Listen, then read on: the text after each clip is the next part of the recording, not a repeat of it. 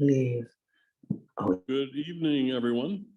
Welcome. Thanks for being here. My name is Dan Haley from Growing Community Media, Wednesday Journal. A few thank yous to start. I want to start by thanking the Village of Oak Park for welcoming us into the council chambers and for hosting the forum.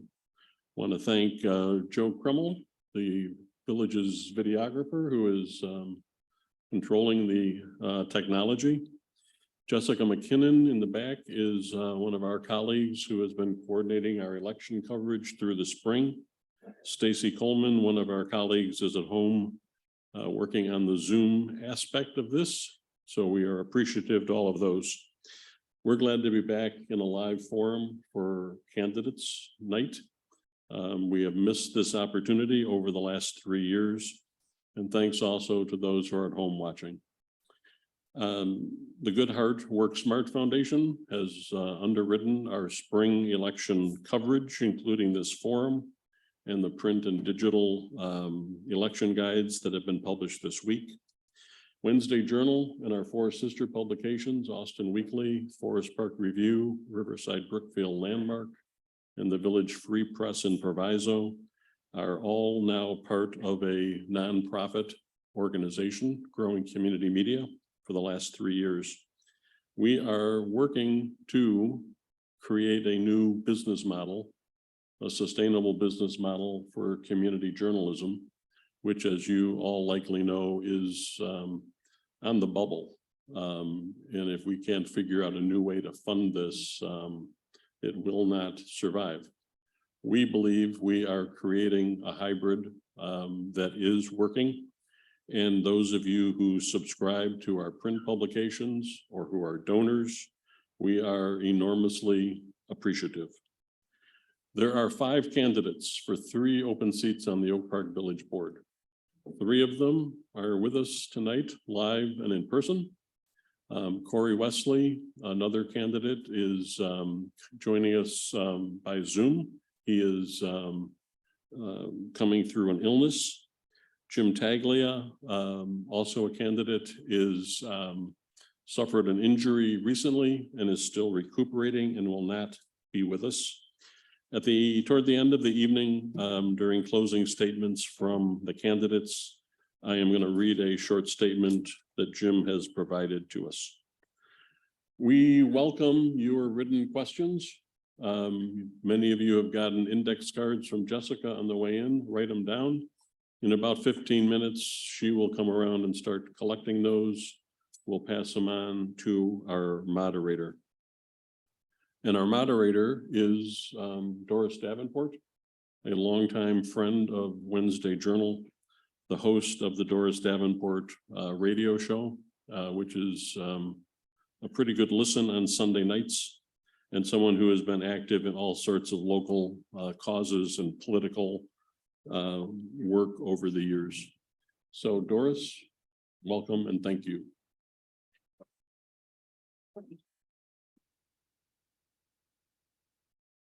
Thank you all. And just before we get started, I think I'll give a plug to my day job as PR account executive at Broadway in Chicago. We've got a smashing show called Tina, the Tina Turner musical, playing now. Go get your tickets. It's electrifying. So welcome, everybody. We are going to get right to it so that we can stay on time. It's 7:03, and you are here to learn about the candidates that are running for Oak Park trustee. So why don't we just start with an icebreaker question? And we will go first to Corey on the Zoom. Corey, tell me, what was your first paying job? Oh, all right. Well, this is typically one of those security questions that you're not supposed to answer, but I'll go ahead and tell you. My first paying job was Popeye's Chicken, Cermak Cicero. Yep. First job when I was 16. Great. Simone? It's really funny that you asked this. My first job, I grew up in Highland Park. I actually sold bras and undergarments at a place called Betty Schwartz's Intimate Apparel. And when I was recently discussing this with my husband, he called it Mrs. Schwartz's Undergarments. And I don't know, I thought that was hilarious. So that was my first job. Good for the girls. And Susan? My first paying job was babysitting at $1/4 an hour and cleaning houses. Great. That was a lot of money back then. I've lost my pen. If someone can rescue me and give me a pen, I'd appreciate it. Pass it down. Brian? My first paying job was mowing lawns and weeding gardens. I went and talked to my neighbors, and throughout the summers on a weekly or bi-weekly basis would go and mow their lawns for them. Excellent, excellent. So we're going to run through a series of questions. Every candidate will have an opportunity to answer each question. We're going to ask that you keep your comments to a minute. And we'll cover a lot of different things which are considered to be the core values in Oak Park. We want to make sure that you really have a good opportunity to get to know who is standing before you asking for your vote. Question number 1. Brian, we'll start with you. The high-rise apartment complexes built in the downtown areas are intended in part to alleviate the property tax burden placed on residents. Have these buildings met the process of generating adequate revenue through their share of property taxes to make property taxes overall more manageable for residents? They haven't done what they should be doing. They're not paying their fair share. The Vantage building is a great example. Goldman Sachs bought the Vantage building for $102 million. Cook County Assessor Fritz Kagi assessed it at $90 million. And then they appealed their assessment to the Board of Review, and they got their assessment reduced to $54 million. The impact of that one appeal in front of the Board of Review on your property taxes is more than $50 per $500,000 home across Oak Park. I have a plan on how to address this, and it's the reason why Cook County Assessor Fritz Kagi has endorsed my campaign. There's a process by which we can intervene in these Board of Review appeals and present our own evidence. We need to work together across governing partners to do this, because we can actually start to reduce the burden of property taxes on individual residents and shift that burden to the largest property owners in Oak Park, who are raising your taxes for their personal profits. Susan? Thanks, Doris. I have to say, honestly, we haven't received the evidence to show whether the high rises and the residents paying taxes in them have affected our overall tax levy. What I will say is that the days of double-digit tax levies are over. We have kept, for my 4 years on the board, we've kept the tax levy to 3%, and in this past year, 0%. So we've done a great job of keeping that cost down. I am a supporter of transit-oriented development, which means putting density near public transportation. I think it's the answer for the future for climate change and the answer to our ever-expanding population in Chicago area. So I support TOD. Regardless of whether it affects our, whether it helps our overall taxes or not. But this question that I don't know the answer to really illustrates how I approach questions, which is I need the evidence. Please show me that data that shows whether the residents and their paying taxes in those dense buildings are helping our tax levy before I could answer that question. Great, thank you. Simone? Yes, I'm going to have an opportunity to blend those two answers, and also my previous role as the assistant village attorney and the village attorney. In fact, those tax levy appeals come to the village attorney. They don't come to the village board. So we really, at the village board level, we can't impact that. That's something that happens at the village attorney level. But it is, I believe the school boards actually protest those. So that's an important thing to do, because it's certainly unfair for them not to pay their fair share of taxes, and they should be doing that. I will say people generally oppose development downtown because for a lot of reasons. And one of them is that they're supposed to decrease my taxes. How come they haven't decreased my taxes? And the reason is because the costs of government continue to increase faster than any amount of development, certainly the amount of development that the community can tolerate would ever catch up to. And so that's a problem. And so I am proud that in my prior term, we kept the tax levy to 3%. The village is 17% of the tax bill. That doesn't mean that we shouldn't be trying to reduce the taxes for people, but it does mean that our share is only a smaller relative share. So we have to work on that. But also, the transit oriented developments do actually add customers to the downtown. I think that's one of the things that I didn't understand when I voted no on the Albion building, but I have come to understand that those developments do add to the sales tax base and keep our small businesses strong. So it doesn't mean that I love high rises though. Thank you. Thank you. Corey? Yeah, so I'll say a Oh, couple good. things. Can you guys hear me? Mhm. Okay. Yeah, a couple different things here, right? One of which is those buildings do actually contribute to property taxes. What happens though is that our PTEL bodies, so our other governments, we have 6 governments in Oak Park, right? The village government is a home rule government, but we do have the schools and the park district, and I think maybe the township as well that are PTEL governments. What happens is that when we add these additional high rises or additional buildings called new development to the village property tax rolls, those governments then get to take new development as a portion of their new budget, right? And so what happens is they typically take that full amount, and so the community at home doesn't actually see their tax bill go down directly because of that.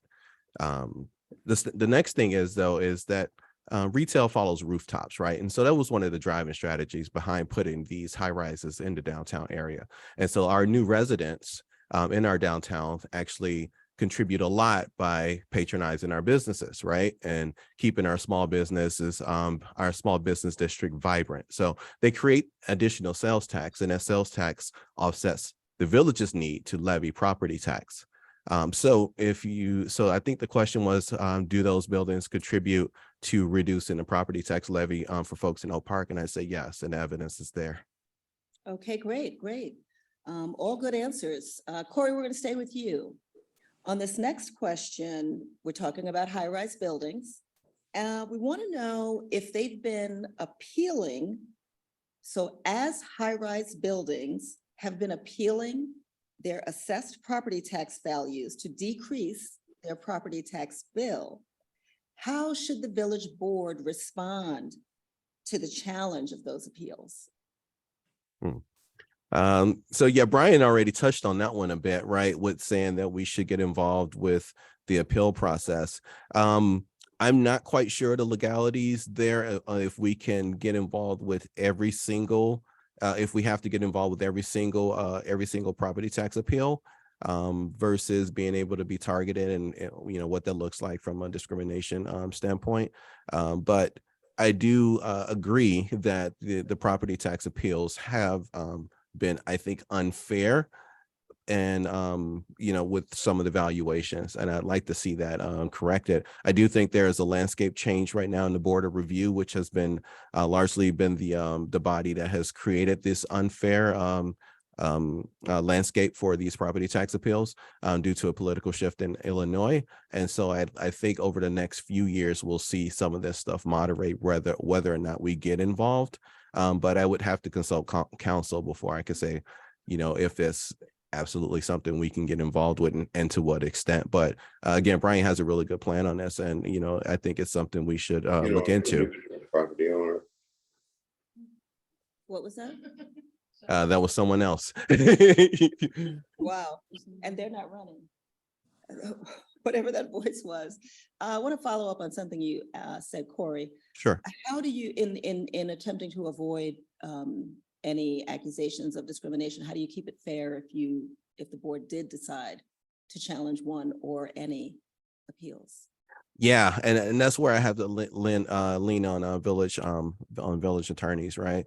Because I'm not quite sure how we could do that without being discriminatory. And that's really a challenge, right? So I don't know unfortunately I'm not a lawyer, so I don't know the exact the exact mechanisms that we'd have to deploy in order to do this fairly. But again, that's why we have village council. So I'd definitely lean on their expertise. Great. Well, let's ask the lawyer. You know what? There's no real discrimination in that. It's just, the real question is that you're asking the trustee candidates, right? That this is not something that is ever presented to the village board for consideration. So it's really outside of our role. It's certainly unfair, okay? It is certainly unfair. The high rise, almost every giant building and all these giant investors, they do this routinely, right? And from what I understand, the board of review, think about how many people in Oak Park appeal their taxes, and there's like 3 or 5 people that sit on this board of review. There's no way they actually do the real work to review it. I don't even understand how that could possibly be fair. But it's not something that it comes into the village attorney, and that, yes, the village does have an interest in making sure that people pay their fair share of taxes, and the village attorney can certainly appeal if he's directed by the manager, and the village board can direct the manager to tell him to do that. So that is something that we can do. I think the school boards do it already. I'm not positive, and I certainly couldn't speak to every single one of them. And just to clarify, the village attorney does sit in at every board meeting, listening to the opinions and, Yeah, but on the Of agenda the- presented. yeah, but they do listen to the opinions stated by every single trustee, regardless of whether it's something that comes before you or not. If you give an opinion about something, they can hear it. They're listening, right? Sure. but Okay, We just we're wanted not to- expounding Yeah. generally at a village board meeting on topics that aren't on the agenda. Mhm. And Susan? Well, I'm a physician, not an attorney, and I am one of those physicians that is not afraid to say when I don't know the answer, and I go to the experts. And so that's what I would do in this case. This is not come in front of the village board. I'm not a property attorney, an appeals attorney, or whatever type of specialist attorney would be required in this case. So I'm not sure that the board even has a role to play here. So my first call, like Corey said, would be to the village attorney to find out what is my possible role. And if he says, yes, you have a role in weighing in on an opinion on this, that's when I go to start doing my homework. I would find an expert, I would call them, I would call maybe 2 experts, I would start doing my homework, I would talk to my fellow trustees before I came to a decision on something that I am not adequately informed about. Great. Brian? So I did go and talk to the experts about this. I sat down with Cook County Assessor Fritz Kagi and talked about what this process looks like. And one of the things he wants to see municipalities considering is creating intergovernmental agreements across the various taxing bodies by which they come together. They hire counsel to intervene in these board of review appeals, and they present their own evidence. Because what happens is, in front of the board of review, the only people presenting evidence are the large property owners, and there's no counter evidence oftentimes. And so we have the ability to present our own appraisal. We would appraise based on the actual market value of the building, whereas the building owners are often presenting appraisals that are based on a business valuation as opposed to a market valuation. And that's the reason why Goldman Sachs was able to get the assessment of the Vantage building reduced by 40% and shift that tax burden onto our local residents. As to how we can do this in a way that's not discriminatory is we first need to hire counsel that is going to exercise discretion in a manner that typically these things are, you hire outside counsel to manage these property tax appeals, and you would grant them discretion to determine which property tax appeals are worth pursuing and which aren't. And that's a very standard exercise of discretion for attorneys. So that's how we should be approaching this issue. Okay. Next question.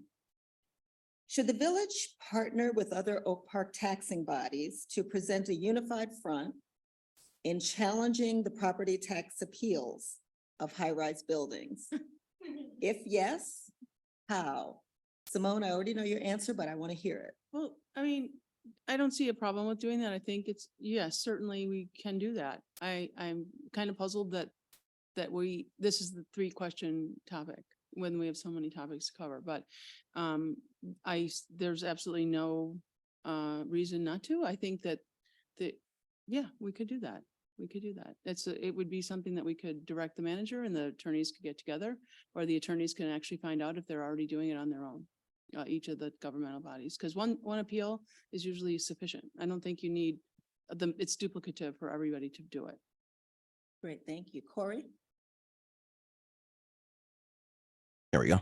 Yeah, yes, I mean, pretty much the same answer, right? I think, we should definitely partner with that. If this is something that is, that we're capable of doing, that is legal and is something that would benefit us. I think, it would benefit all of our taxing bodies. So, a partnership on that, I think would be something we should look into.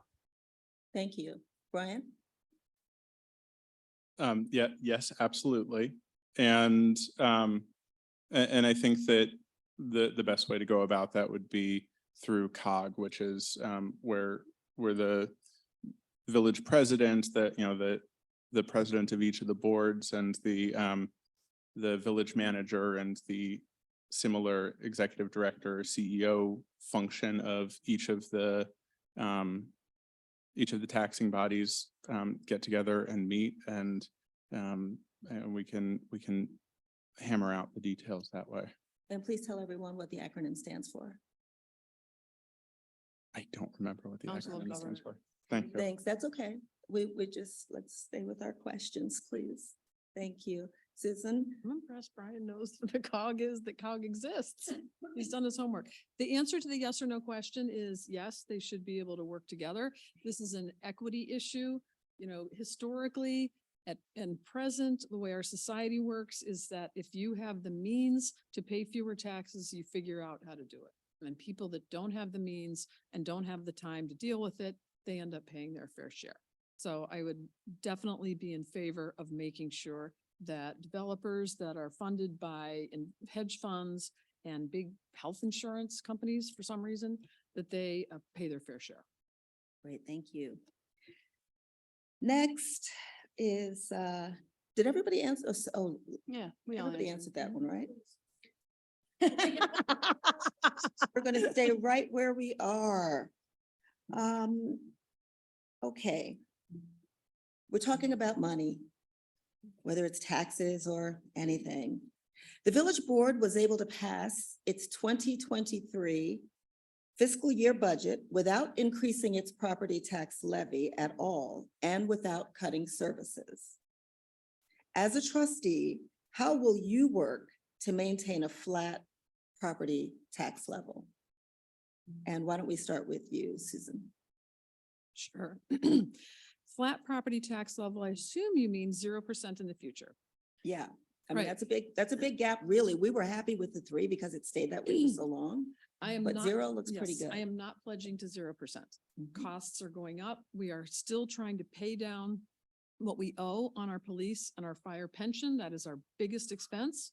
We have major infrastructure plans. We have major climate change mitigation plans that are going to cost. I appreciate and value that we have been able to hold it to 3%. And that's, I can say that I would definitely work for that. The 0% was partially helped by a big infusion of ARPA funds. Most of that made up for, or a lot of it made up for. When you use an acronym, will you please explain that? Because Ameri- everyone doesn't know what you're Yes, talking American Rescue Plan Act. Thank you, Stacy.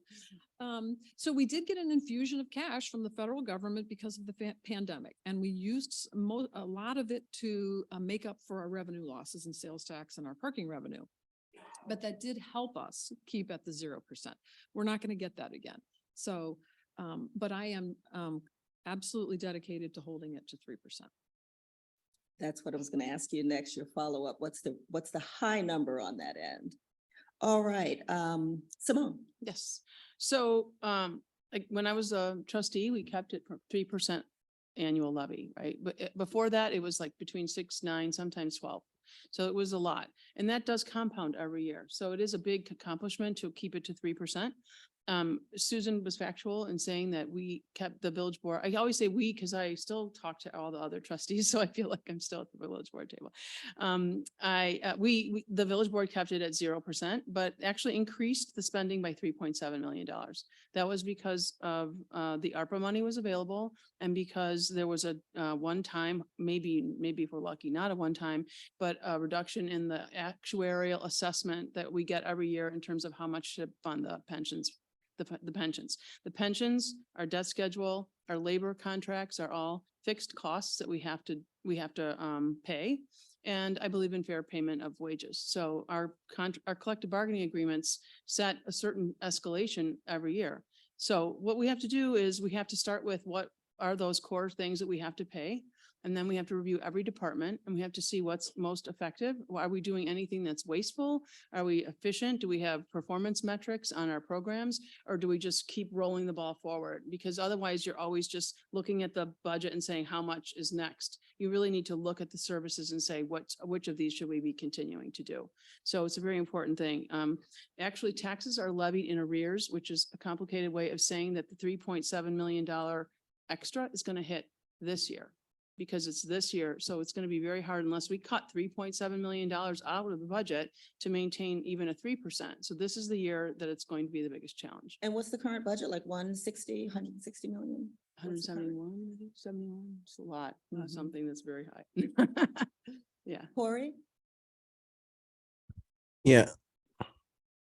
Okay, there we go. Yeah, so CFO Steve Draston is going to kill me for this, but when we were going through the budgeting process, one of the questions that we asked him a couple different times, and I specifically asked this question, was what's the projected levy increase for 2024, right? And we asked this question before we actually passed the levy for 2023, because one thing I wanted to do was ensure that we weren't creating a 0% levy this year and that it looks good politically, and then leaving ourselves with like a humongous levy that we'd have to, a humongous levy increase that we'd have to do for budget year 24. Now, what he said at the board table, and I can provide a link to this because I have it somewhere saved, is that the current anticipated levy, projected levy for budget year 24 is less than 3% based on everything that's been factored in. So based on all the costs,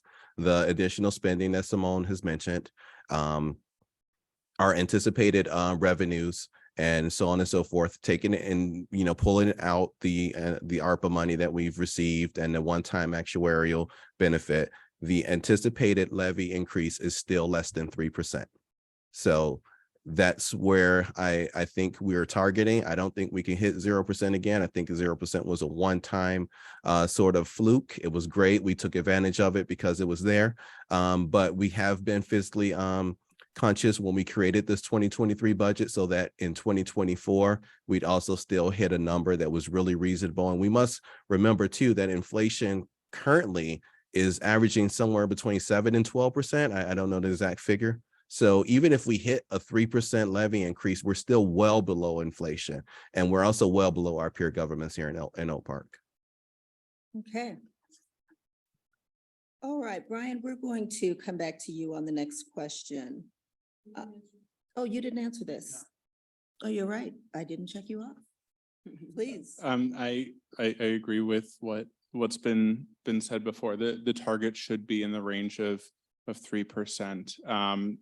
0% was fantastic this year. But if we keep it at 0% year over year, ultimately what that means is we end up cutting services somewhere, because with inflation, dollars get smaller year over year. And so we need to be balancing when we're thinking about equity issues. Certainly affordability is an equity issue, and so we need to keep the levy increases small, but also the programs we offer as a village play a real role in addressing equity issues throughout our community. And so cutting the budget by holding 0% year over year over year would ultimately create real equity issues because it would result in programmatic cuts. Okay. Anybody want to add anything? Tired of talking about taxes. Just to, that's one of the reasons I'm running is because I like to solve problems. And this is just a classic dilemma, right? It's a dilemma. So how do you provide the services the community demands and should get, and also keep the levy low? Because it's true that it's equity either way, right? It's equity if you don't provide the services, and it's equity if you make it so expensive. And we are seeing demographically that we're losing our diversity. So that's an issue. I would also just add that we have a very robust fund balance. And I think people who are worried about the taxes shouldn't be. I'm more of an optimist. The village is in really good shape right now because of some great management in the last few years. We have a fund balance that is over the maximum of what's recommended for municipalities. So we do have that we can go to if we need to next year. I'd like to throw one more thing in here too, Sure. since we're adding stuff. So we have a robust economic development engine going on in Oak Park right now, and the village government is the one government in the entire village that can actually offset taxes by creating money, right? By generating it through revenue. And so we do that by sales taxes and other taxes. But sales taxes are the ones that are the most for me, the most interesting, right? Because we had record sales tax revenue last year. We also had record low retail vacancies, right? And record high business applications, right? Business license applications. So when you combine all of that, that shows that we have a pretty robust economic engine. And so we are doing better than our peer governments, and those sales tax revenues offset what we need to levy dollar for dollar. Right. So as long as we continue to keep that economic engine going, then we can continue to stay affordable and offset property tax levy while keeping our same levels of service. All of you have mentioned something in this last, just adding something on. So I'd really like to hear what you have to say about the retail climate here in Oak Park. How would you describe the landscape of retail in Oak Park, and what do you think needs to be done about increasing the diversity? Brian? I think that, all the statistics that Corey cites are right. Our small businesses are doing well right now, but it's also a really challenging environment. We went through the pandemic where so many of our stores had to completely alter their business models. We had real staffing issues that made it hard to run a business. And then rampant inflation has put real pressure on the bottom line of all of these small businesses. And so, while they're doing well, they still need help. And Oak Park certainly has a reputation of offering a lot of incentives for large businesses and not offering those same kinds of incentives and services to small businesses. So I'm not a small business owner. It's not an area of personal expertise of mine. So I made a point through my campaign of sitting down with small business owners throughout Oak Park and hearing what their concerns are. One of the concerns that consistently comes up is if you're starting a small business or retooling, the time it takes to get through permitting and licensing is time when you're spending capital and you're not making money. And so we should consider whether there's room for a small business concierge type of position in Village Hall that'll help project manage, help pull small businesses through these processes to shorten that lead time and give them a little bit more runway to succeed.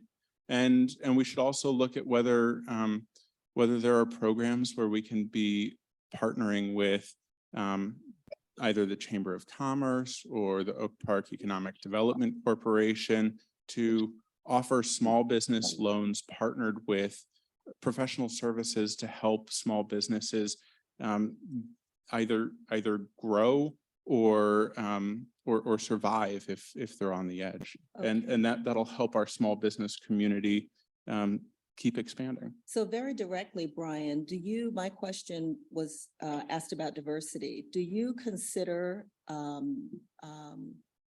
any kind of quote unquote minority owned business not distinct from the average small business?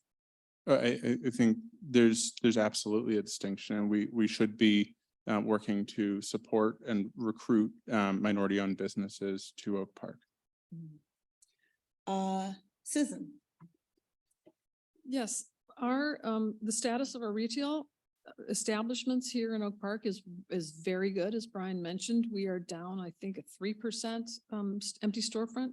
People seem to see the empty storefronts and are concerned, but the data show that we're doing really well, that there actually aren't that many empty spots. So that's fantastic.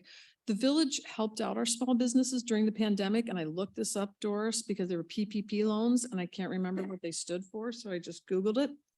The Paycheck Protection Program. We did provide some of that funding that came to us through the federal government. And in terms of diversity, I'm the liaison to the Oak Park Economic Development Corporation, the trustee liaison. And one thing that I did during the summer of 2020 is met with John Lynch and discussed with him what could the OPEDC do to participate in this fight against systemic racism, which surely is present in the commercial real estate industry. Imagine that. And we talked about trying to attract minority developers to Oak Park. And he created a plan after we rewrote our bylaws in the OPEDC to be more inclusive. He did reach out to some minority, actually Black developers, tried to get them to the village, was not ultimately successful, ran into some legality. You can't actually just pinpoint incentives on just one race, unfortunately. But our OPEDC can also do a pivot from big commercial developments to small businesses. And that's something that I would really like to look into this next 4 years. OPEDC doesn't have to be just about the big high rises and Target and these other name brand businesses, and can be more of a help to small businesses. And I support that. Yeah, great. Simone? Yeah. So last time I ran, I actually when I actually started to run for village president, everyone knows I withdrew. But one of my initiatives was this, to create a incentive program to assist Black businesses get into Oak Park. And then I find out, and I should have already known this actually, that it violates the Equal Protection Clause, because the Equal Protection Clause of the Constitution says that you can't do anything with specifically race oriented except under certain circumstances. And so it's not possible. I thought it would be a great idea. The state of retail in Oak Park generally is healthy. I'm excited about it. We have some great new businesses that are opening up. And I'm looking forward to some enhancement of that. I think that one of the things that we need to do is create a sense of place in every of our districts so that we have this great downtown area. It has beautiful landscaping, it has Christmas lights, everything like that. If we created that sense of place in other districts, then they would be more equally attractive, right? There also is the idea that we had this retail overlay where all the districts, the business districts had to be strictly retail oriented. And as we all know, our Amazon boxes stack up in our front door, and we have to be a little more creative with that. So I support the fact that our retail overlay districts have some flexibility so that we can bring people into the district with whatever else comes our way with some limitations. I do believe that we need to do more on marketing. I think that as we market our small businesses, those dollars pay us back because it's an investment. There wouldn't be marketing if marketing dollars didn't pay back in sales tax revenue and in people's success. I care about people and I care about their success, and that includes small business owners, and it also includes how the community experiences living in Oak Park. And so we should be having development in small businesses throughout the village. And before I go to you, Corey, I'm going to ask the three of you because I heard it's illegal to do that, and therefore that's it. My question is, as a person, with all the knowledge that you have and sitting at a board table in a town like Oak Park with its history, what is your thought about your personal responsibility to advocate for change in that law or to look for other ways to achieve the goal? Susan, I'll start with you. Well, we could have a discussion about reparations. That is one of the questions. Certainly, if, I don't know the ins and outs of the legality of reparations, but I'm about to find out because, pardon me? I didn't hear, I thought you said recreation. So I'm Oh. like, what is she talking about? Reparations during the first quarter Mhm. of the next board cycle, whether I'm present there or not, is going to be a discussion about reparations. And what Oak Park could do, what the Oak Park Village government can do, since the government was at fault in the past for some of its behavior in the last century.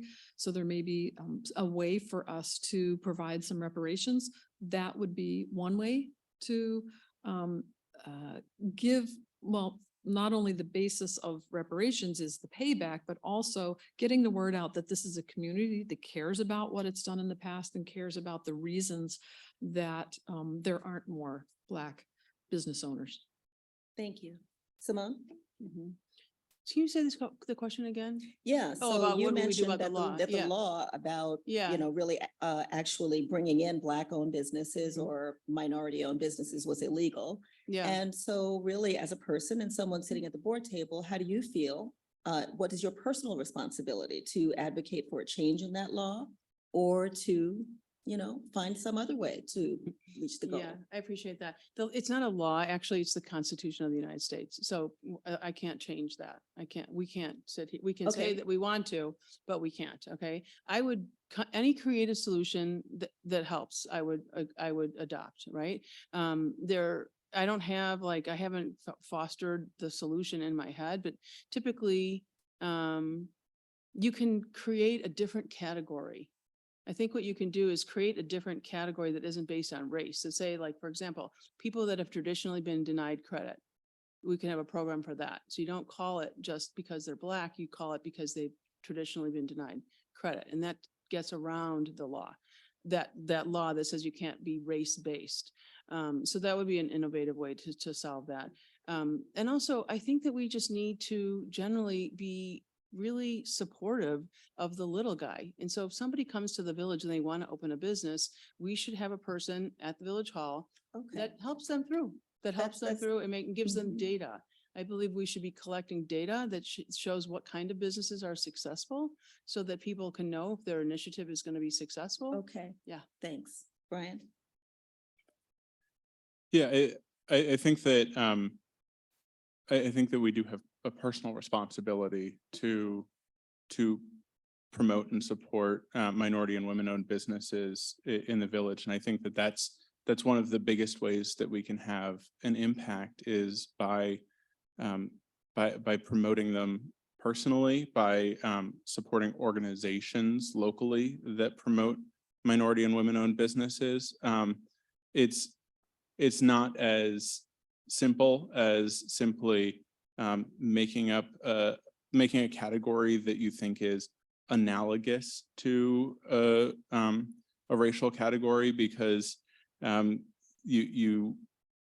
not going to go into a constitutional law lesson here, but there are multiple levels of review, and when you're creating a facially neutral category, Okay, but we said we're looking beyond that. right. Yeah. And I'm saying the solution has to be beyond that, because just creating a category that you explicitly think is going to reflect a racial category, we're going to end up in litigation. It's going to cost the village a lot of money, and ultimately we're not going to be able to move forward with that kind of program. So we have to look to solutions outside of government that we can support as individuals and promote as individuals and get the community involved in. Okay, thank you. And now, Corey, you got a compound question. Yeah, I'll try to get through these. Okay, so a lot of what Susan said, right? And that's because while she was the OPEDC liaison, I was the chair. right? And so a lot of the stuff her and I worked on together, right? Like, so I co-wrote the bylaws of the OPEDC, the updated bylaws. I co-wrote the economic racial equity policy. I co-wrote the program that we actually tendered to the board before we found out that it was illegal, right? About a black specific entrepreneur incentive program. Now we have had some additional conversations about ways to work around that would be legal. The problem is that Oak Park, and this is a good problem to have, right? The problem is that Oak Park is a very diverse place, and it's also, you know, the ways that we could work around it with, and we were looking at ARPA funds, right? So there were defined ways in which you could spend ARPA funds and have those qualifications. You know, so we could do census tracts here in Oak Park, right? But the problem is that census tracts don't necessarily correspond to where minority business owners live, and they don't necessarily correspond to our business districts, right? So it doesn't necessarily help us if, you know, a census tract is overlaid over a residential area. So we dug into this, right? We went really deep in terms of trying to figure out like how we can actually use the funds that we had available to make a difference. It was one of our prime goals at the EDC, probably for about 6 to 9 months.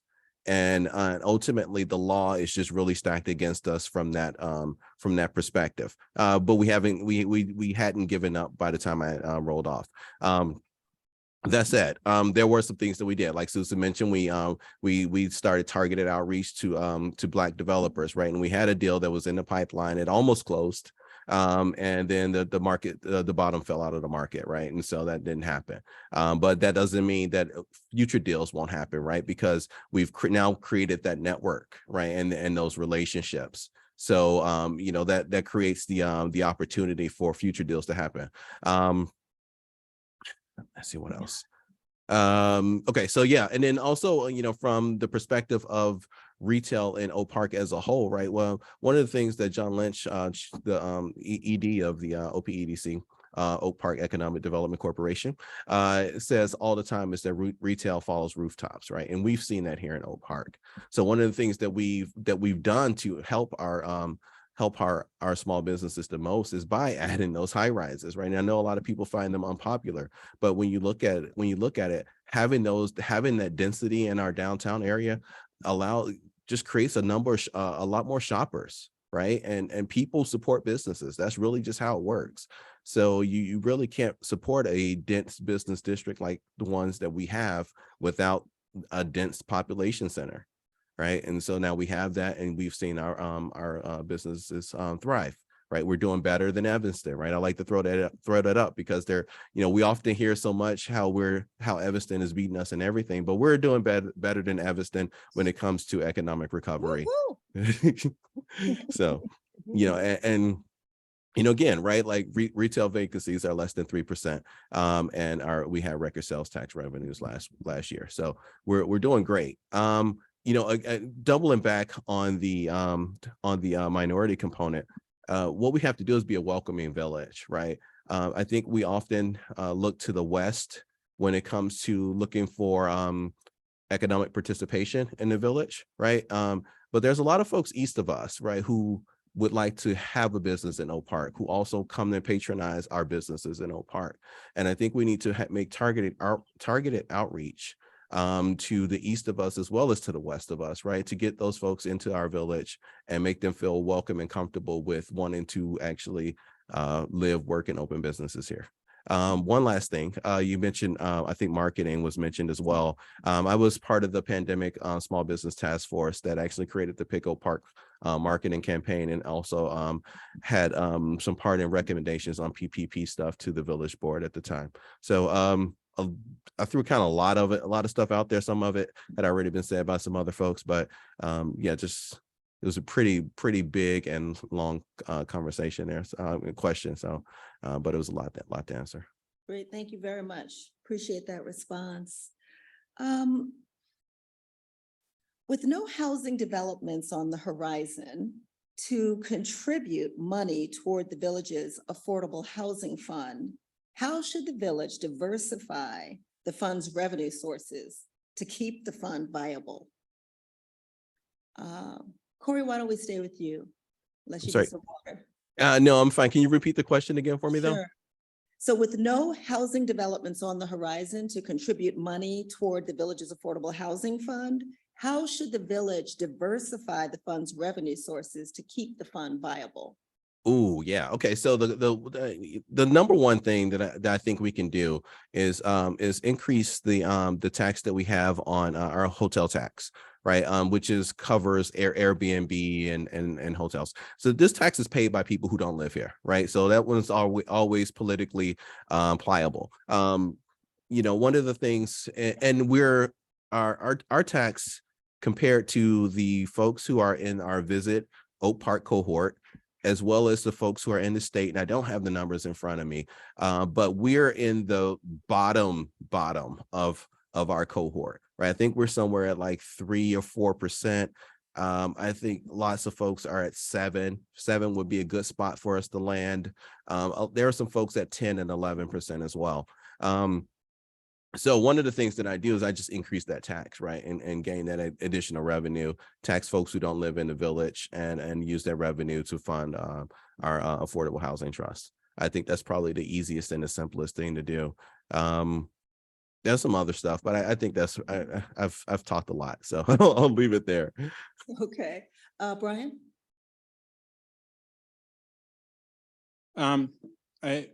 I agree with increasing the hotel tax to be more in line with our peers. This is a question I'd need to study more. I honestly, I don't have a ready answer for you. I do think that it's something that we need to be thinking about, because we do need to make sure that we're creating a stable revenue source for affordable housing, and we need to be really thoughtful about where we're allocating those funds, because in addition to rent support, we should be looking at how we can allocate those funds to address the missing middle, because we're doing okay on quantity of affordable units, but one of the places where we really suffer as a village is we're missing the next couple rungs on the ladder, and we have a real missing middle problem that we need to be addressing. Thank you. Susan? Yes. Well, first thing I would do is challenge a little bit that assumption that there isn't going to be a whole lot of development left. We've got the huge, more concrete site. We're still trying to work out what's going in there. We just read in the Wednesday Journal about a development going up on Ridgeland in Chicago, I think. We've got all of those nasty stretches of Roosevelt Road and Madison and North Avenue that are ripe for development. So I think there is the possibility that we will continue to gain those funds for our housing trust fund. But in order to do that, I favor expanding our inclusionary zoning ordinance.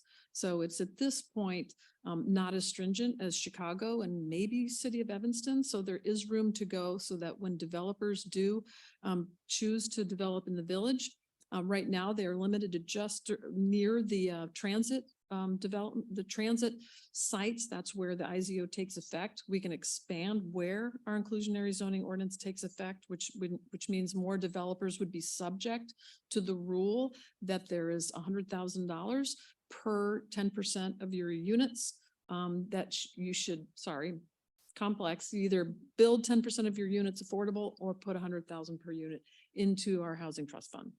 Developers choose the money. That's a whole different question. Choose to donate to the fund. So expanding the boundaries, increasing the amount from $100,000, increasing the percentage from 10% to 15%, will put more money in our housing trust fund, which, by the way, is very exciting that we developed the housing trust fund in the last year. Okay, Simone? Thank you for asking this question. One of my proudest accomplishments in my last term was getting this inclusionary zoning ordinance passed. And I did work really hard on it, and there was a resistance. So I'm really happy that it was done. We have done some great things with this funds. I think if I could round this up because I don't want to be specific. But I think we have about $4.5 million that we've collected in inclusionary housing funds.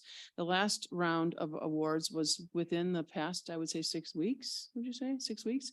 And some of the programs that were, the proposals were for 3 years. We have not spent all the money. There's another $1.5 million left. So if those similar proposals take another 3 years, that's 6 years. And so as we know with the economy, right, it's just like when you watch your own 401k or whatever, it goes down and it goes up and you're not supposed to panic. It's just like that with development. We're in a down cycle, but we shouldn't panic because it will come back and we will be able to collect more funds. I would certainly support the hotel tax increase. There was a series of proposals to the village board. None of them really amounted to anything near like what we would get from the developments. So, and when we talk about the missing middle, this inclusionary zoning ordinance is not targeted to the missing middle. The missing middle has to do with affordability of your price of your house and how much taxes you pay. Because unless you're in a low and moderate income bracket, you're not going to qualify for this source of funding. And so I'm excited to see the work that is, I'm really proud of the work that has been done and will be done. And I look forward to additional contributions to that fund. Okay, thank you. Simone, if you don't mind talking a little bit I love more. talking. We can talk all night. Ask me about government. I love it. So the conversation of affordability in Oak Park tends to revolve around homeowners. Yes. What can the village do to ensure renters are able to afford to live in Oak Park? Mhm. It's not different, really. It isn't really different. The tax burden comes to renters the same as it comes to homeowners because the tax burden goes to the landlord and the landlord has to either make the nut or not, right? And that's when they increase your rent. If their property tax bill goes higher, your rent is going to go higher. So that it's not really that different. My biggest concern for renters is parking. I cannot imagine being a mom and having to come home pick up your kid from daycare and buy groceries and go to Target and have to schlep all that stuff 2 blocks to get into your unit. I think that's very unlivable. I think we should be looking for more parking alternatives. We expanded the areas of permit parking just the other night. I support that. If I was on the board, I would have voted yes for that. But I also, whenever something burns down or I see something like an abandoned type of building, I think, can't we buy that and turn it into a pocket parking? Because parking, I think, is really and when you talk about quality of life, people say federal government is where everybody gets their attention on politics, but local government is where your real life is impacted. And those are some of the real life impacts. So I would support additional parking pocket lots, which we have throughout, but we should have some more. Sure, thank Mhm. you. Corey? Yeah, absolutely. Okay, so couple things, right? Just to baseline the conversation on where we stand on affordable housing, right? So back in 2013, we had about what's the number here? There we go. 18% affordable housing. 5 years later in 2018, it was up to 22%. And now our estimate is about 26%.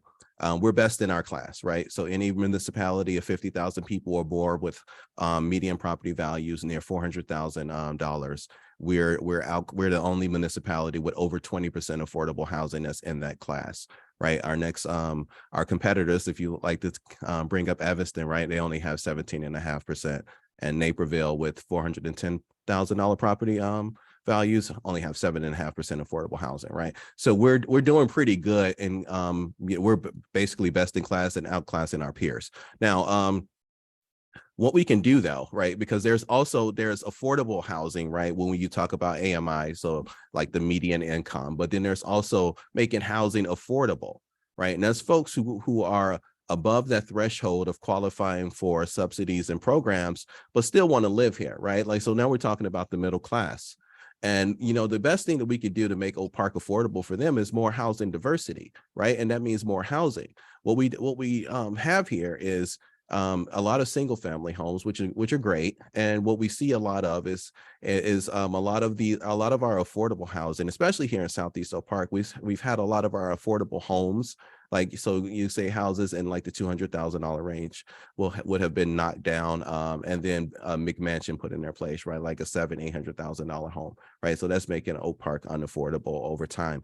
But we could also encourage more small scale density, right? So replacing, houses that do get knocked down with two flats or 3 flats, right? We have a lot of that over here in Southeast Oak Park, where you might have a single family home next door to a 2 flat, right? And if you can do that, you can add additional density, and you can have more folks into the interior of our village, right? Enjoying like our block club parties, and those additional units will help bring the prices down and make those entry points affordable. We also have the ADU ordinance on the books now that also gives us the ability to create. There's an acronym. Got it. Yeah. God, what was that one? Accessible dwelling unit, I think. Is that right? Accessory. Accessory. Thank you. All right, there we go. Coach house. Stands for coach house. Yeah, accessory coach house, right? Yeah, so accessory dwelling unit, and what those are is basically garages that have been converted into apartments, right? That's the best way to think about them, right? And so now yeah, and coach houses, right? And so now that we have that ordinance on the books, we could see we should start to see a lot more of those get converted and offered up, for folks who who want to live here but don't necessarily need the space of a full apartment, right? And that helps make things more affordable as well.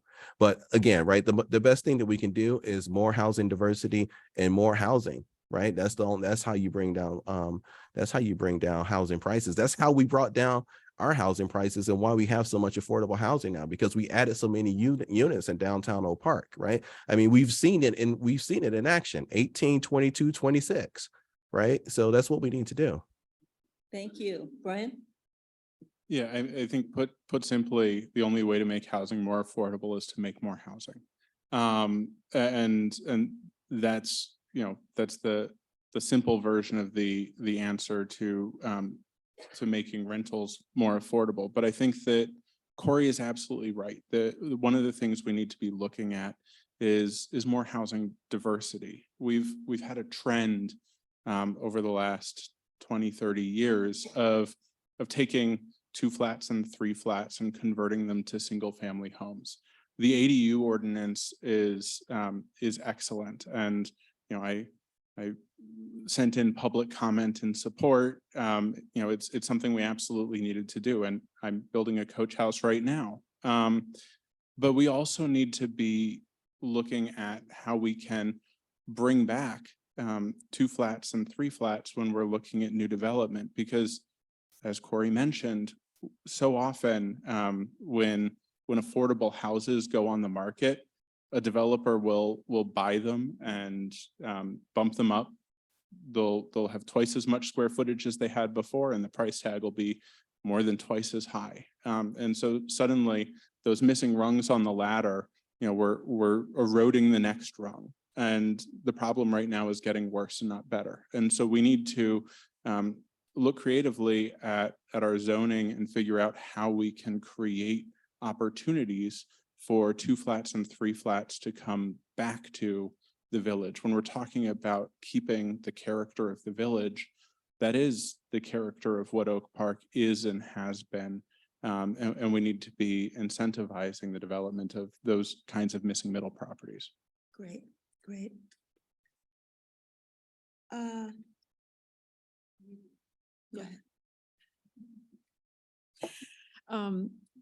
Yes, I wanted to agree with Corey and Brian that we are doing well in the number of affordable units by the HUD definition. But at the same time, we've got over 40% of renters who are cost burdened. So the units are there, but we have a lot of renters who are making sacrifices to be here. Cost burden means they're spending more than 30% of their income on rent. We want them here. We want to be an economically diverse community. That's why a lot of people come here, and that's why they stay here. So how do we make life easier and more affordable for those people who are already here and are cost burdened? I agree with Simone about parking. Parking is a huge burden. Our board just this past week passed an ordinance that is going to charge less for parking for our low-income renters. So that's a huge step that I was very much in favor of. And the other thing I did want to mention is part of our sustainability initiatives includes energy efficiency grants for low-income renters and homeowners. And what that does is pays for things in the home like blown-in insulation, weatherization, timed thermostats, LED lights. And what that does is brings down the utility bills. So it is another thing that we can do to help our renters. Great, excellent. You guys are doing great. So we're gonna put some heat on them in a minute, but you need to understand how, the board works and just how they've got to dig deep and it's a conversation about a lot of different things. Several new positions have been created and consultants engaged in the last few years, from a sustainability coordinator and a DEI officer to a police consulting firm. What impact has this had on village government, and what areas of village government are deserving of similar treatment? Brian.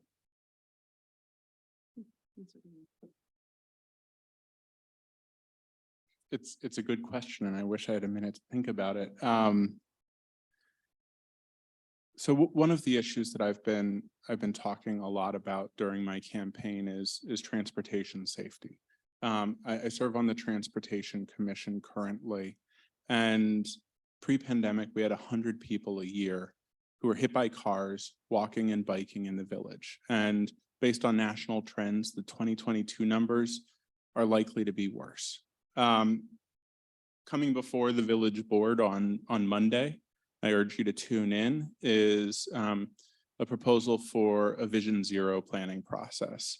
It's going to be engaging an outside consultant, if the village board approves, to undertake a Vision Zero planning process. And we absolutely need to do this. Vision Zero is a plan that's going to, where the goal is to reduce the number of serious collisions with pedestrians and cyclists to zero, and figuring out how to undertake the infrastructure improvements necessary to accomplish that. That is a place where we need to be putting those resources, but we also need to be acknowledging that we've put resources there in the past, and this is something that we've seen in Oak Park. In 2008, we hired a consultant and we put together the bicycle plan, and it was a wonderful plan, and we put it on the shelf, and it's gathered dust there since. And in 2015, So let's not go past where the question deals with what other areas are deserving of more treatment. right? And I guess my point is, this is an area that's deserving of this treatment, and we need to make sure that when we get these great plans, that we actually implement them, because that's one area that we've had some difficulty as a village. We put together the neighborhood greenways plan, and it was consistently rated as a D-level budget priority and never implemented. So when we're talking about giving it the treatment of hiring a consultant and putting together a plan, we also need to make sure that we're giving them the treatment of implementing those plans. Great, thank you. Simone. Yeah. I love this question because there's so many areas that I would like to take a refresh on. But if we're You going to have be a asked, minute. huh? You have a minute. I know, we're not sticking to the minute, I have to say. We have not seemed to be sticking to the minute. But the use of consultants it's directly contrary to our, how we're going to go hire someone to research everything when some of it is done for free, and some of it can be done on staff. One thing I'm very much looking forward to is the new Homes for a Changing Region report. That's a report that comes out, I think it's either every 5 or 10 years. What's it called? It's called Homes for a Changing Region. It's For a a regional assessment of housing. And that will tell us as a community what we should be focusing on with respect to housing going forward. Housing is something I'm passionate about. But I also think we should be take a fresh look at development, not just who's doing development in the village, how can it be done most transparently? But also things like impact fees. Are we charging developers the right amount? Or, just compare, how does Oak Park do development with other communities and make sure that we're doing it the most effective way to be transparent and to produce the results that we're looking for. So process changes might be on the horizon there. Thank you. Corey? Yeah, so housing is the thing that probably comes to mind most for me, and we're already kind of engaged in that. We've engaged with an organization, the name escapes me currently, but I think it's a mayor's organization or something like that, to do a housing study. There's also Biden just recently signed a new thing that's coming out of HUD that is requiring municipalities to take a deeper look at housing segregation. And so both of those things for me, I think, are really relevant to Oak Park, because I do think we have a housing segregation problem. We do have, I believe the last time I checked, and this number might be off, so you might have to fact check me on this one, but I believe there was like of the folks who rent in our of the Black folks who live in our village, 60% of them rent. Right. And then when you look at where all of our rental units are, they're typically on the borders of our village. Right. And so that makes for a segregated village. Right. Like there's an interior single family home neighborhood village, and then there's an exterior kind of barrier of multi-unit apartments, which is one of the reasons why I'm so bullish on implementing new 2 and 3 flats into our single family home districts. Right, because not only do they fit the character and the vibe there, but they give more folks, opportunity to live there and enjoy the character of Oak Park. Right, those summers that we get in those block parties, and it leads to a more integrated village. So that's probably the area that I'd say is the most is probably the most the area where I'd like to see a consultant most advocate for. And I think I'll leave it there. Okay, great. Susan? Yes, I'll start off at answer about consultants by saying, you don't want me, an occupational environmental physician, conducting or performing your heart surgery. There is a role for consultants. And as somebody who uses consultants frequently, professionally, you want me to use consultants. We have a village staff that has tons of expertise, a lot of depth, but there are issues that they can't, either their plate is completely full already. Or I did want to start off, I forgot, by saying we have a very lean village staff. In the last decade, there were a lot of positions cut. So we were about as lean as we can be. So I supported the hiring of those positions, and we've proven that we can handle it financially. So when their plates are full, which they are often, or there are topics that are of value to the village board that they don't have the expertise on, by all means, hire consultants. And where those have helped particularly is our climate action plan. We had a sustainability coordinator who was not capable of creating a climate action plan. We have a fantastic, beautiful plan now that has put us on track. And then the Barry Dunn report for the policing. Certainly we weren't going to have our own police department look at themselves. So we brought in an outside consultant who gave us dozens of recommendations. And we just heard from our chief of police at our meeting Monday evening. I was waiting to hear her bring up the Barry Dunn in her kind of state of the policing report. And by gosh, she brought it up and definitively said what aspects they were doing and what aspects they wanted to do, and expressed her enthusiasm for the recommendations, which Now, I will those are say. things that are happening, right? Pardon me? Those are things that are happening. happening and well. they're So going to what happen. other areas that are Oh, not? what other, happening? yes. And what other areas I only thought of one, and that is our police station. We have a consultant architect to help us figure out what to do. If you've ever been down there, and you should go down there, it is absolutely appalling. Our police cannot work in that. It's not safe for them. It's not safe for the people they bring in, the perpetrators, the victims of domestic violence, the children, all kinds of code violations down there. So we do have a consultant for that. For other consultants, what I would say is if our staff thinks they can't do the job, they don't have the expertise, by all means, find a consultant. Okay. All right, let's get some excitement in the room now. We're going to have a lightning round. These are just yes or no questions, and I love these because when you're asked the question, you want to expound on it, and we're just not going to let you. Okay, so we are going to start with Brian, and we're just going to go around and around and around. Brian, do you favor adding cul-de-sacs in Oak Park? In general, no. Cul-de-sacs. Cul-de-sacs, more of them. What did you think I said? Some people call them cuddle sacks. What? Some people call them cuddle sacks. instead of cul-de-sacs. In general, no. Susan, No, we have plenty. Too many. Corey? Nah, we got too many already. Yeah. All right. Brian, do you think ranked choice voting would be good for Oak Park? Yes. Yes. Good for the federal government. Susan, you said yes? Yes. Simone, Good for the federal government, yes or no? not for the village board. with the Yes electric school. or no? Corey, Maybe.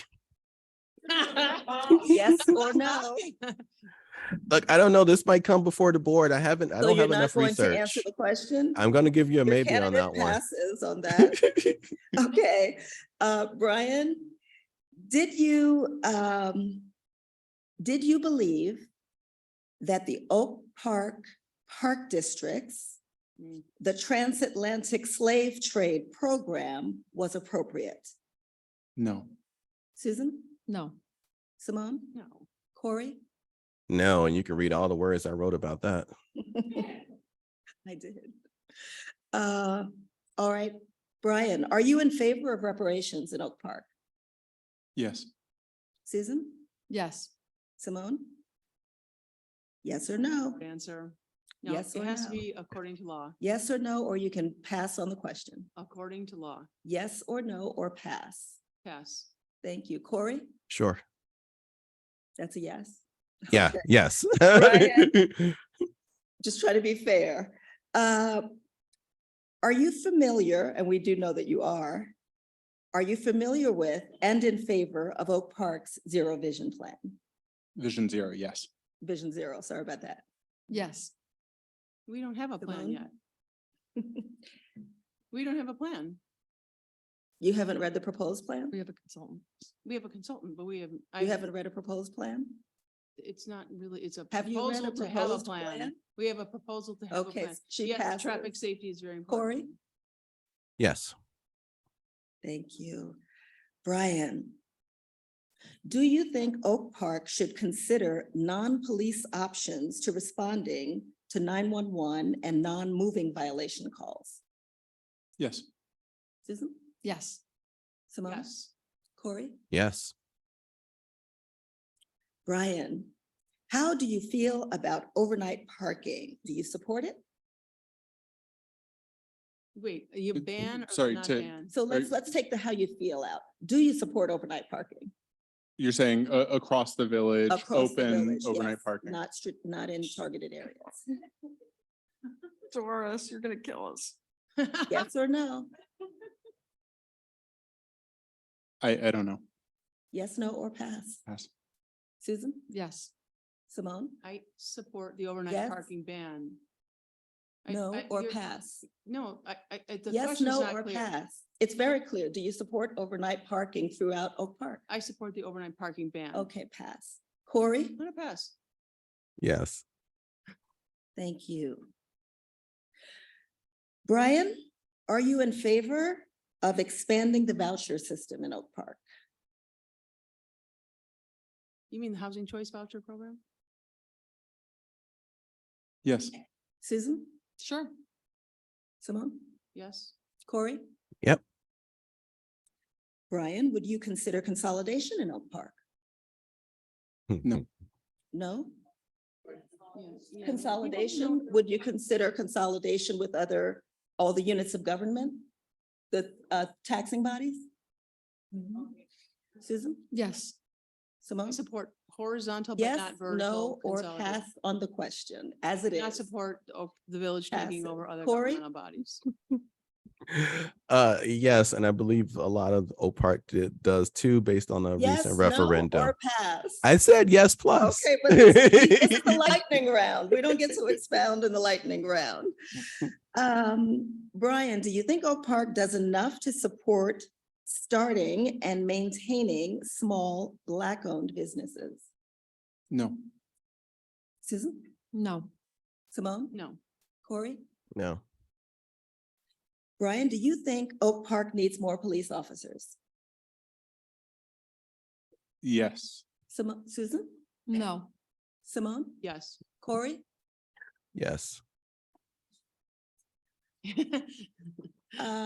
Next question. Do you feel Oak Park someone needs an index card down here? Do you feel Oak Park is doing enough in the area of sustainability or just enough?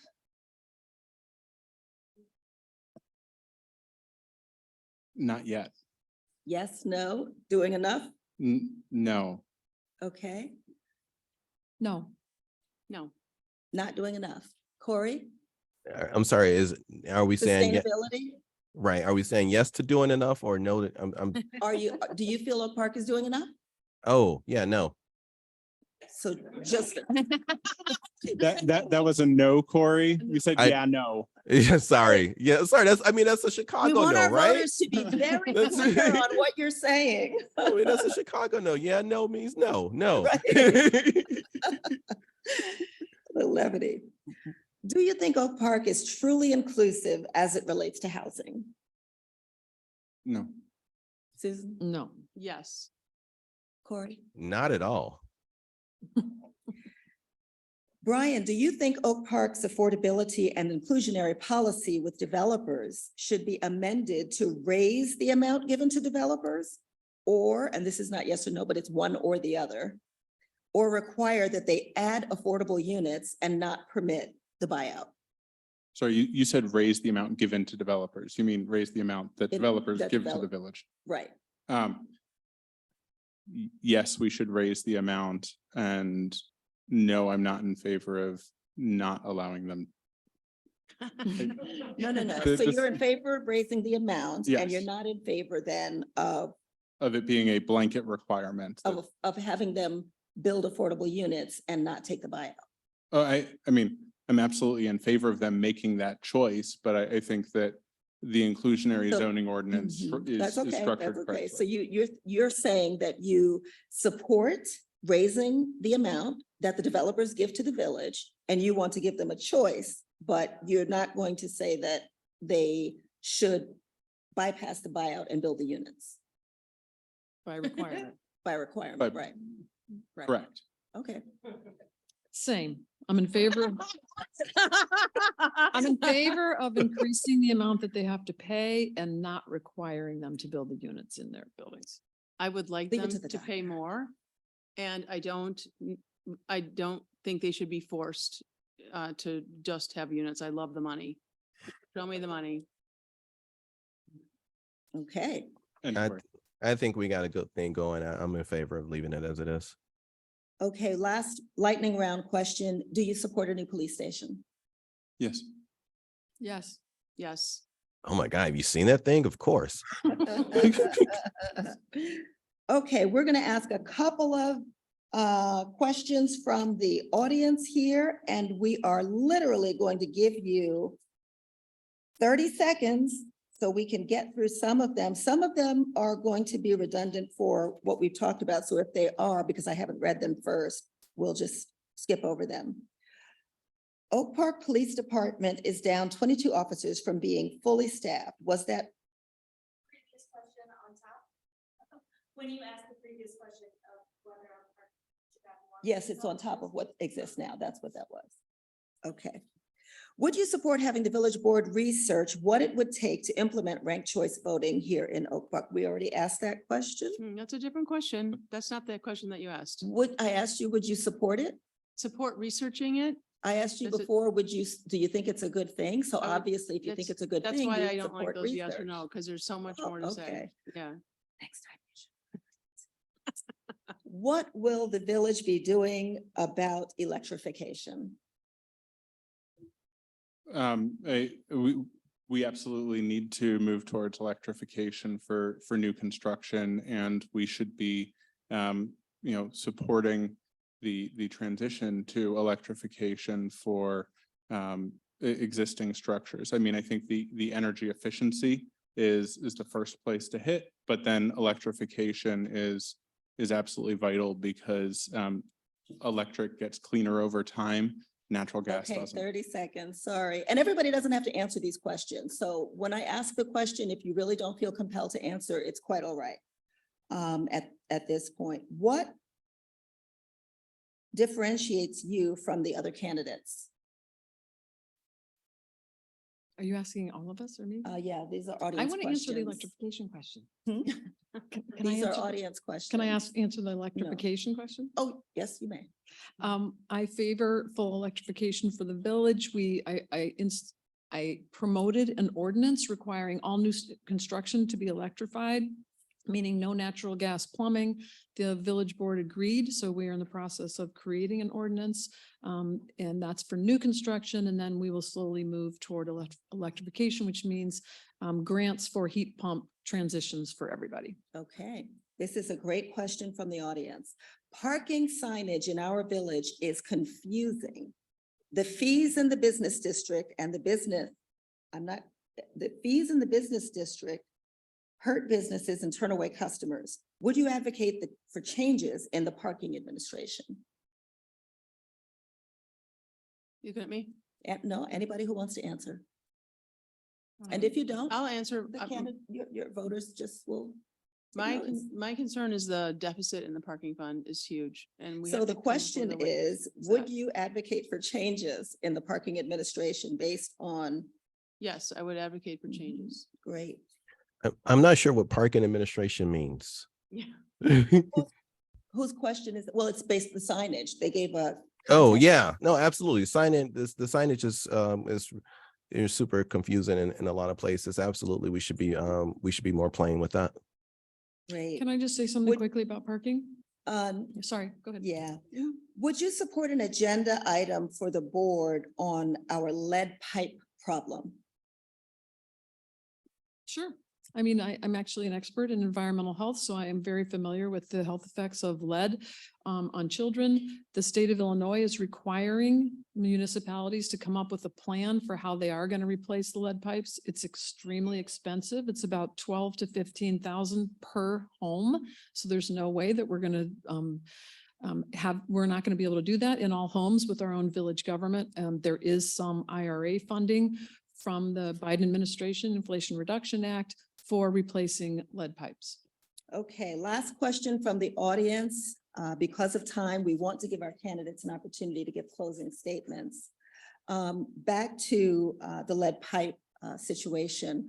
Will you agree to put in the newsletter of Oak Park the opportunities that exist to residents to have their lead pipes replaced with copper pipes, and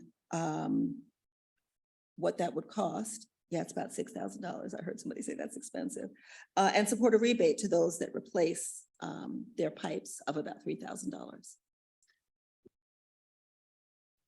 I mean, I think I definitely support publicizing it, and we have a number of ways. I was just speaking to another trustee today, and we had to remind ourselves, like, we're the government, right? So if we want to get information to the people, we have all the means at our disposal in order to do so, right? So we put things in the FYI newsletter, you send things in a water bill. There's lots of ways to get information to the people. So I absolutely think we should be doing more communication and better communication. And in terms of rebates, absolutely, I support rebates. We'd have to find the money. We've got, like, as Trustee Buchanan mentioned, previously, we have an ample reserve fund, so maybe that could be a tap for some of this.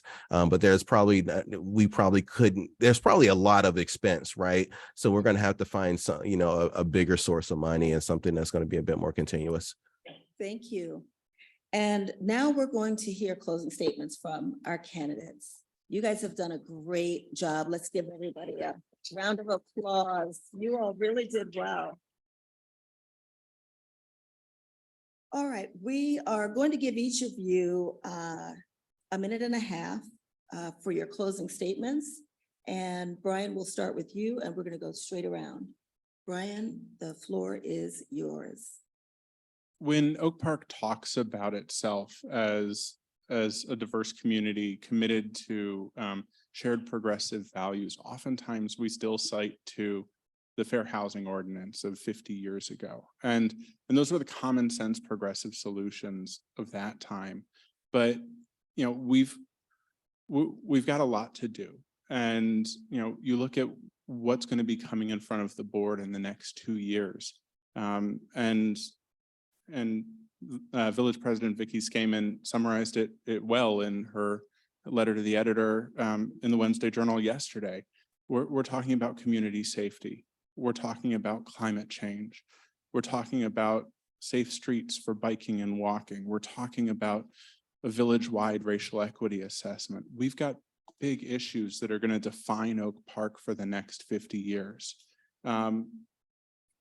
Village President Skaman endorsed me, endorsed Trustee Buchanan, and endorsed Trustee Wesley. And I think when we're looking at who is going to be equipped to push the village forward on these key issues, you know, I think that it's necessary that we be choosing the right candidates to keep us moving forward. And I hope from what you heard here tonight that you'll vote for me on April 4th. Thank you. Susan? Well, I wanted to start off by saying I'm really happy to see you all here. This has been a really great experience. So thank you all for coming.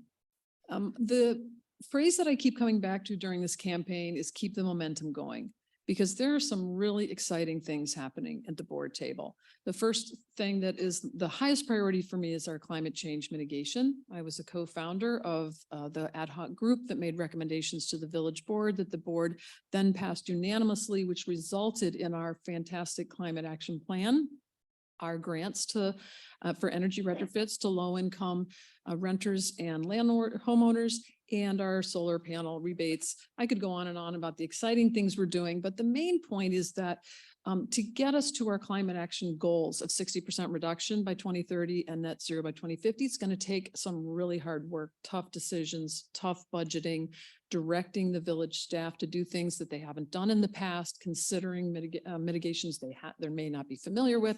So it's really going to take some political will, and I want to be at the board table to make sure that happens. Policing is also a priority for me because we do have a safety issue here, not just in Oak Park, but in surrounding areas. At the same time, we have residents that don't necessarily feel safe in Oak Park because of their own police staff. So we need to balance both. How are we going to make our community more safe and yet make the people who have traditionally not felt safe around police officers feel safe as well? Thank you so you. much. Simone? Thank you. I'd like to first say it's been so great to be in the physical presence of people. It's been so long since we gathered as a people. So much of our climate in the world is conflictual, and I really believe that bringing people together is the best way to solve problems and to build relationships. I'm motivated by building relationships, and how I see that is the relationship of the government to the citizens. Everything that I will be looking for is how to make your life better. I care about the success of people and how you experience life in the village of Oak Park. That will drive me in everything that I do. What I'm particularly motivated by right now is the Barry Dunn report and the dilemma of how to have a safe community and also promote the most progressive form of policing that people can trust. It is a dilemma, and I'm looking for creative solutions. One of the creative solutions that I just got so excited about is something that was on the agenda but not discussed the other night, which is 30 by 30, which is the promotion of more women in policing. Women are, they're naturally de-escalated, they're less feared, they use less force, they're more trusted. So these are the types of solutions that I look for, because my brain as a lawyer is always looking to solve problems, and I can't say I have every answer to every solution, but I know a good solution when I see one, and that's what motivates me. So when you are making your choice, please remember that my goal is you, and your life in Oak Park, and how can I That's make it time. better? Thank you. Corey? Thank you. So my time in village politics has been all about impact. My family has been in Oak Park for 11 years, and the interesting story is that former village president Davenport actually sold us our house, which also happened to be the house that Tom Barwin, the village manager 2 village managers ago, lived in. So I guess it shouldn't be any surprise that I ended up in village politics. I've been on the board for 5 months, and in those 5 months, I voted for a balanced 2023 budget with no tax levy increase to keep Oak Park affordable. I voted for the creation of a non-emergency and mental health response system because not all problems require people with guns. I voted to fully fund our police force as recommended by the Barry Dunn report because some problems do. And I voted for a community-wide racial equity assessment because Oak Park was a pioneer and created diverse, inclusive, and welcoming spaces, and we must continue that work. A lot of you might remember that I interviewed for this job 4 years ago and lost by about 50 votes. After that, I joined a number of organizations, including the Oak Park Economic Development Corp, where I eventually became the chair. The recommendations that helped push to the village board helped create record sales tax revenues, retail vacancies of less than 3%, and record business license applications in 2022.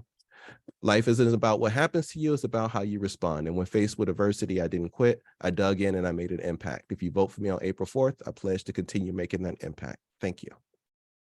Wow, you guys are really, really awesome. So we are only 4 minutes behind schedule, and I thank you all for your patience. And I thank you all for the great, great responses that you gave to all of these questions. Oak Park has a number of core values, and I hope that those core values were evident in the responses that you heard from your candidates. Voting is a serious matter. It impacts every aspect of your life here in Oak Park. So I hope I was able to give you the answers that you needed. Thanks so much. And I want to just, one more thing. Just before I leave the podium, I want to thank you, Dan, for asking me to moderate this forum. And I'd like to thank President Vicky Skaman for the use of this wonderful boardroom. And thank you to the staff here at Village Hall. Thanks. All right, I am going to quickly read a statement from Jim Taglia, trustee who was not able to be here because of an injury. I am honored to submit this short statement about my candidacy for re-election as a village trustee. Having completed my first full term, I am proud of the progress we've made in the village, and I'm eager to continue serving our community. One of the most significant challenges we faced in recent years has been the issue of property taxes. When I first took office, tax levy increases were skyrocketing with annual hikes between 6% and 9%. Through a lot of hard work and dedication, we were able to reduce the tax levy increases to just 3% the last 4 years and a 0% increase for next year. This reduction in taxes was no easy feat, able to do it while maintaining vital services and doubling our reserves to over $20 million. In addition to tax reduction efforts, I am proud to have championed legislation like the inclusionary zoning ordinance, which ensures that affordable housing units or funds are available for future generations. I am also an advocate for public safety and have made it a priority to listen to the concerns of our neighbors and stakeholders to help make Oak Park a safe place to live and visit. From listening to these concerns, I led the charge to close 24-hour businesses in the village, some of which have become hotspots for crime. I want to thank Doris for moderating our forum. I want to thank all of the candidates and all of you for coming, and those of you watching at home. Thank you and good night. Thank you. Good night.